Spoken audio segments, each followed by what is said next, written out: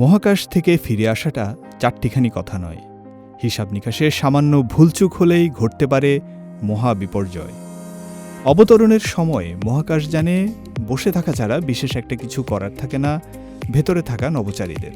আর এই পুরোটা সময় তাদের ভরসার জায়গাটি হলো পৃথিবীতে থাকা এয়ার ও গ্রাউন্ড সার্চ টিম।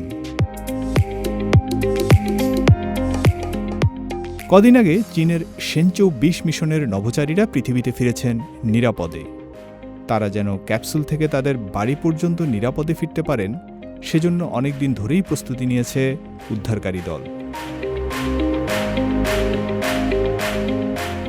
টানা কয়েক সপ্তাহ ধরে উত্তর চীনের ইনার মঙ্গোলিয়ার তোংফেং ল্যান্ডিং সাইটে রাতের আঁধার, প্রচণ্ড ঠান্ডা ও জটিল ভূপ্রকৃতির মাঝেই চলে একের পর এক মহড়া। শেনচৌ ২০ মহাকাশযানে কক্ষপথের ক্ষুদ্রাকৃতির যন্ত্রাংশের আঘাত লাগায় ৫ নভেম্বরের ফেরার দিনক্ষণ পিছিয়ে যায়। এতে করে গ্রাউন্ড সার্চ টিমকে আরও নিখুঁতভাবে সমন্বয় করে সর্বোচ্চ প্রস্তুতি নিতে হয়।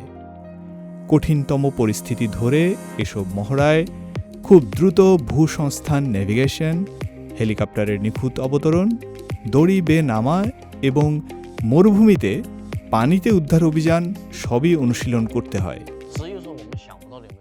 যা যা মাথায় আসবে আমরা সেটারই প্রস্তুতি নিই।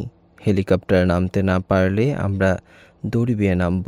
আবার গোবি মরুভূমিতে ডুবুরিদের দরকার হবে কেন? কারণ এখানে আছে হেইহে নদী, জলাধার আছে, ছোট লেক আছে।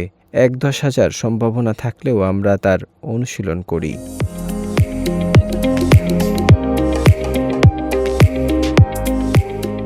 ল্যান্ডিং এলাকার চারদিকে প্রায় ২৫ কিলোমিটার বিস্তৃত একটি অঞ্চলে একাধিক হেলিকপ্টার সমন্বিতভাবে টহল দিয়েছিল শেনচৌ ২০ নভোচারীদের জন্য।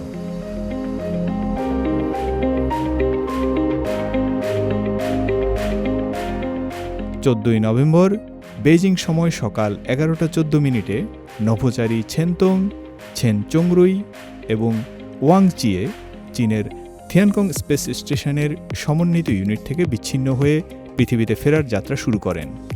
বিকাল ৪টা ২৭ প্রধান প্যারাশুট খুলে গেলে গ্রাউন্ড টিম ও এয়ার টিম সম্মিলিতভাবে অবতরণ স্থানে পৌঁছায়। ফয়সাল আব্দুল্লাহ, সিএমজি বাংলা।